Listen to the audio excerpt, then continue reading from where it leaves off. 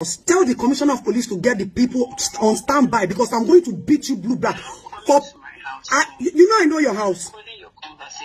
Yes, that's why I want you to record it. You know I know your house. I'm not going to see. I am going to come to your house. Tell USAID. Tell US Immigration. Tell. Hello, my beautiful people. I greet you for us from Otashebo Mama. Also, now they fine. Now do as when I tell they help me, tell they share, comment, like. God go bless you. And I really appreciate you now. Well. My people, it don't bust. Everywhere don't scatter. Hey. Well, I know say this journalist, what they call Kemi. Hey.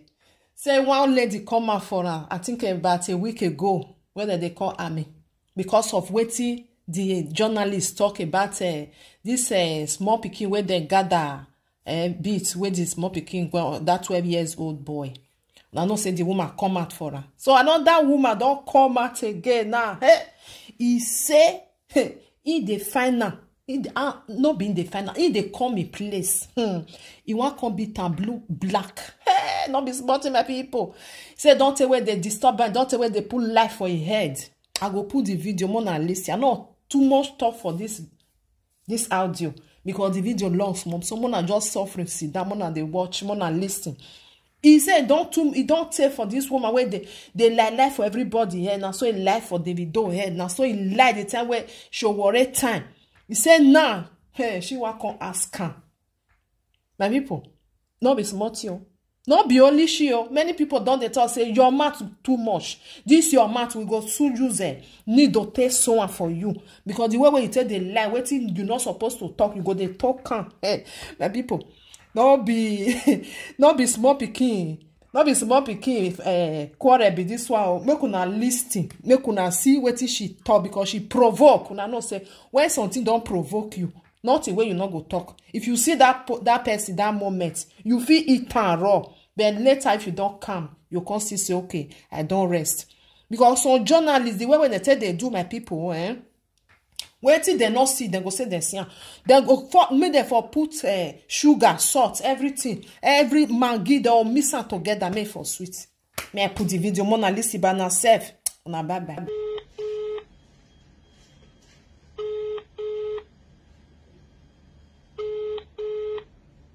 You didn't hear me say I'm in a news conference. I don't care. I'm coming to your house. Tell the commissioner of police to get the people on standby because I'm going to beat you blue black.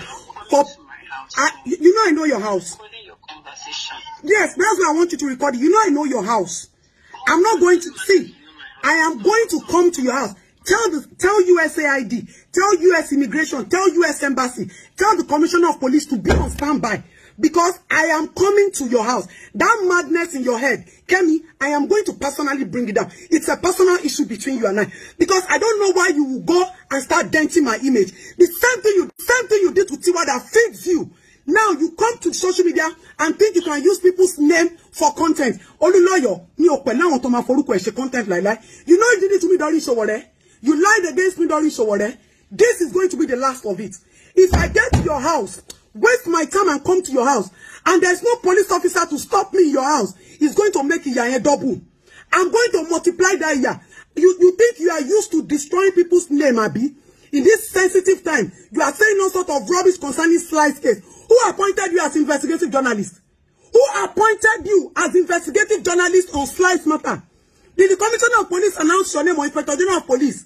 You just think you want to come out because you need content. You start saying rubbish. This is what I warned you against Dolly Tiwa Savage Skinny. You can't come to social media and stop and be backstabbing people. And I warned you. Don't try. If you try it with people, don't try it with me. Maybe you skipped. No, you will not. This one that you have started. Share content on social media. Bad market. Timbawa mistakenly daily. Give me that address. Write it out for me. If I get to your house, I swear, if you don't write a petition against me, you are a bomb bastard. If you don't hire the biggest lawyer in this country against me, you are a bomb bastard, Kemi lawyer. All the lies you have been telling about it. You know you caused me during my husband's issue as well. Sorry, mobe dekula yoni. Mobe dekula otiwa kumbai. Sorry, Emio like you social media. So that I cursed you at. You did not. the day they showed my bikini picture, did you not say I will not end well? Did you not curse me that my life will not end well? Did you say something about Showore? Yes. Did you not write to people on Showore's case that you chatted, you spoke to me? I have the video. Did you not post it on social media that you spoke? No, you will not. This one that you have started. Share content on social media. Wo to ban go asira ọjà ó ti ra bad market. Timbawa mistakenly daily give me that address, write it out for me. If I get to your house, I swear, if you don't write a petition against me, you are a bomb bastard. If you don't hire the biggest lawyer in this country against me, you are a bomb bastard, Kemi Olunloyo. All the lies you have been telling about it, you know you caused me during my husband's issue as well. Sorry, mo be dekula e yoni. Mo be dekula e o ti wa kun bai. Sorry, Emi o like ariwo social media nítorí ọ̀rọ̀ èmi àti ọ̀dọ̀ pé so that I cursed you at. you did not the day they showed my bikini picture, did you not say I will not end well? Did you not curse me that my life will not end well? Did you say something about Showore? Yes. Did you not write to people on Showore's case that you chatted, you spoke to me? I have the video. Did you not post it on social media that you spoke to me? I confessed to you that I was lying against Showore, and you have never met me in your life. Is it a lie? 2019 election.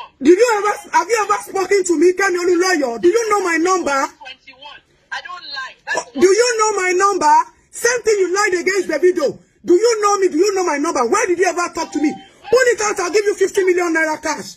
Were you not on the phone with me when I was interviewing Yabo Ojo about Baba Ijesha? I'm not talking about Baba Ijesha. Shut up. I'm talking about Showore. Don't bring matters. If you want to take the matters one by one, take it one by one, Kemi. No, you didn't interview me. You called and I said we were on our way to the police station and you said we should go ahead. I am talking about Showore. Me only mental disorder bit here. I am talking about Showore. 2019, I campaigned for Showore at the end.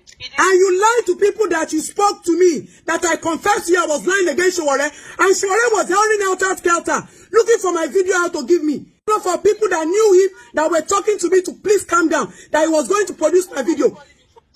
I'm calling to inform you that I'm coming to your house to beat you blue black as I've promised.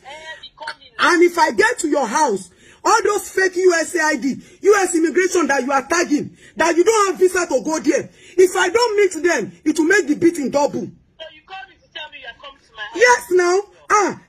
Emi onse mojamosa. Emi onse arijasa. Shebodi social media ni wọ́n ti máa rí wọ́n pa. Take me at your face arawa physically now. Ṣebí wọn náà ló parọ́ mọ́ mi pé mo lọ rent àwọn èèyàn wọ́n lé mi. Kẹ́mi, ó dà pé àrùn tó ń bá ẹja, ó need the physical attention. You are mad. Tell me the lie I'm telling. I didn't go to deputy governor's house. Shut up. Talk about my story because Talk about my story because shut up and stop chatting class. Do you even have money to do investigation? Tell me, do you have money to do investigating Slice case properly? You are telling me the boy John court. So you are aware that there is court in Dowen College? I'm not investigating Slice case. I'm telling you what I know in the investigation. I'm giving you. Only a brutal no for no commercial investigation. Show the most well point here. Today is the 13th of December 2021. Ma call date. Make sure when mo buy US embassy lenu ona li Hello. We're listening to you. Press the record button. Press. Hold on. Let me go somewhere. Press the record button so that you will not deny what I said.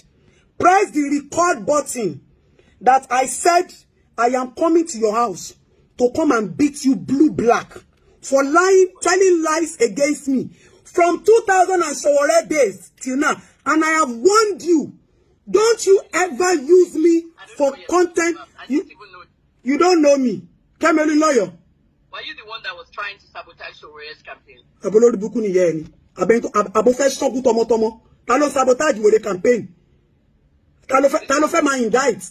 Did you not write any fucking story about me? Did you interview me on Baba Ijesha's case? You are lying that you interviewed me. You called Yabo Ojo when we were going to the police station, and I told you I can't talk to nobody. And you said, well done, Tom, good job. That was all you said. And I don't need you to fucking praise me, because I don't even need your praises. The first time I'm setting my eyes on you was at Tony Abraham's movie premiere shoot. So, but let me tell you, where did I ever meet you? Olunloyo? So where is this Showore stuff coming from? Did you not write about me that I spoke to you? Did you not write about me during Showore's case? The video, post it. Oh, stupid girl, because they've deleted your Instagram page. I have it. Because they've deleted your YouTube. I have it. I have it. Tell me. See, let me tell you something. I have warned you and I advised you. The day you were crying that David should buy you a car, that we should buy David, I warned you and I told you that stop blackmailing people. David should apologize to you for what? On behalf of David, on behalf of David, see David or stupid you. I told you during Tiwa. I said Tiwa feeds you. Tiwa gives you money, and you go ahead and you want to blackmail. You are writing all sorts of stories against Tiwa. You are telling me, Ori for me, SN Romi, on me. You are in pain, but you know how to blackmail people. How much do you give me? I don't care. You care? Tiwa does not give you money. Tiwa does not help you. Tiwa does not support you. How much did you give me? Tell me. You want me to tell you I gave you money? Yeah, monthly now. Okay, I give you money monthly. That one is How much? That whether it is 1 naira, Olori Buruku election, they share 50,000 Oshuni. Now to that 13 share investigative journalism. No please statement. So till share 1,000 naira gbari. Ni what you told you lawa ni lo mu alati Ibadan. E ma wo lo book to ni ko wa sori re leko. So you didn't bring me from Ibadan. Why did she bring you from in the bush dungeon? Why did your father abandon you? To Lagos myself. Congratulations. So what dey ko wan sori ibu? O wa dey ko wan sori ibu? O wan disgrace womanhood. I'm doing my job. Only that did you not lie against David? Did you tell the truth against David though? I didn't lie against David, okay? I didn't lie against David. You didn't lie. So what did you do against David? You didn't lie against Tiwa. You didn't lie against Tom. You didn't lie against Iyabo. You didn't lie against everybody. Olobuku ni e. Alasirada. Bon se se oyun o ye mi. Oyun e to se yen. Were ori e. Odo mi lo ma end e si. Investigative journalism tí o lè afford láti san school fees somewhere. O lọ gbé se mi. O don donate owó fún ẹ lórí social media. Ko le wá se se. Obsessed with who? Obsessed with dirty looking, scruffy looking thing like you. You. Who wants to associate with you? Who? I don't need association. Oh, so stop talking about me. Because I'm still coming to your house. But the problem is... Take people together. Everywhere there's money, you go there, you become an activist. Which money? God punish you. Which money? Who gives me money? Who has ever given me money? Who has ever given me money? Open your fucking investigation on me. God punish you. Which money? Who gives me money? Who has ever given me money? Who has ever given me money? Open your fucking investigation on me. Go and walk with the governor. He called you. You're in the list of... Why didn't he even call you up all your noise? Tell me, are you here to badge? Wọ́n recognize here. Ládùú gbogbo investigative journalism tó ń ṣe. Wọ́n rí ẹrẹ. Tell me, are you here to badge? Tó bá rẹ̀ mi sọ fún ẹ. Are you here to award winning wherever? Go to Canada and do your award winning. Enter America. I will buy you tickets. Enter plane and come and go to America. Whereas old certificate to expire. Don't you know they renew medical licenses every year? When last did you renew your pharmaceutical license? They don't renew medical licenses every year. Okay, they don't renew pharmaceutical license. Olobukwale, I want to know if you renew medical license. Have a pharmacy license to renew them. Come and open pharmacy. We'll donate money for you. Tell me. Come and open 1 minute pharmacy. I'll give you a free office to use. You are so stupid. You just make empty. Which money? Who gives me money? Who has ever given me money? Who has ever given me money? Open your fucking investigation on me. Go and walk with the governor. He called you. You're in the list of... Why didn't he even call you up all your noise? Tell me, are you here to badge? Wọ́n recognize here. Ládùú gbogbo investigative journalism tó ń ṣe. Wọ́n rí ẹrẹ. Tell me, are you here to badge? Tó bá rẹ̀ mi sọ fún ẹ. Are you here to award winning wherever? Go to Canada and do your award winning. Enter America. I will buy you tickets. Enter plane and come and go to America. Whereas old certificate to expire. Don't you know they renew medical licenses every year? When last did you renew your pharmaceutical license? They don't renew medical licenses every year. Okay, they don't renew pharmaceutical license. Olobukwale, I want to know if you renew medical license. Have a pharmacy license to renew them. Come and open pharmacy. We'll donate money for you. Tell me. Come and open 1 minute pharmacy. I'll give you a free office to use. You are so stupid. You just make empty noise. Ma fún ẹ ló tó ma fi gba lawyer against me. Sọ pé mi mo sọ bẹ́ẹ̀. For your 2021, don't want a job you. Okay. Please, do I send you my account number? Because you say I don't have money. The ones I gave you, give me back. No, Lord, I don't have money. you don't have now. Kemi, you don't have. People are helping you and you are not helping yourself. You don't have. Tell me, have you ever made 10,000 naira? Have you made 10,000 from your stupid investigative journalism? I knew you were the one. I didn't call you with my number because I know you will not pick. Won't be here. They keep worry call me. Use your number. No, you have my number. I'm not hiding. You have my number. If you are not hiding, what is your No, I know you are a coward. You won't pick my call. Iberu onije ogbe. Oh, be here. Wọ́n bí ya ere. Ìwọ lè gbé aago tèmi lójú mọ́mọ́. Fake number call. This my ìwọ lè gbé aago tèmi lójú mọ́mọ́. Fake number call. This my office line. This my delivery line. Delivery line. You know what?